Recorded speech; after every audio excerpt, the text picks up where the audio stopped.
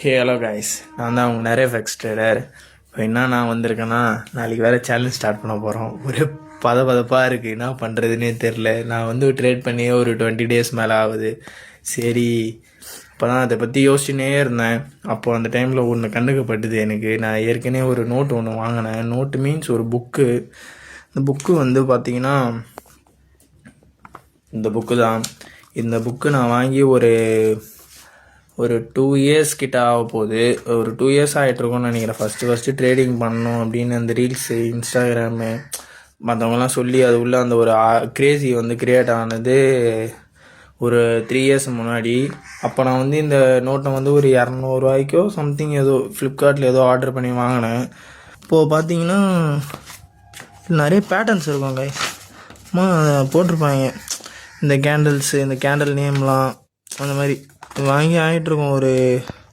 வாங்கி அதான் சொல்கிறேன், ஒரு 2 years கிட்ட ஆகிடுச்சி.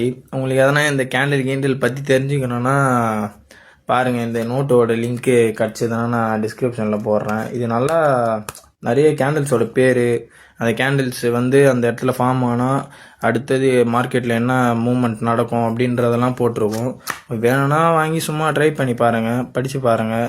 இந்த படித்ததுக்காக இதான் படித்து பார்த்து தான் நான் ட்ரேடிங் கற்றுக்கினேன் அப்படின்றதுலாம் இல்லை. நீங்கள் இந்த பிடிஎஃப் கிடிஎஃப் அந்த மாதிரி இது பண்ணி பார்க்குறத விட இந்த மாதிரி நோட்டாக வாங்கி பார்த்தீங்கன்னா உங்களுக்கு நல்ல ஒரு மென்டாலிட்டியாக ஒரு நல்லா இருக்கும். அதை நம்ம பார்த்து இப்படி தானா அப்படின்றத நம்ம ஒரு நோட் வைஸாக ஒரு புக் வைஸாக படிக்கும்போது அது வந்து நல்லாயிருக்கும். ஸோ உங்களுக்கு வேணும்னா பாருங்கள், நான் வந்து டிஸ்கிரிப்ஷனில் கிடச்சதுன்னா இதோட லிங்க் வந்து போட்டு விட்றேன். நாளைக்கு வேறு சேலஞ்ச் ஸ்டார்ட் பண்ண போகிறோம். எல்லோரும் சப்போர்ட் பண்ணுங்கள். ஓகேவா கைஸ்? பாய் பாய்.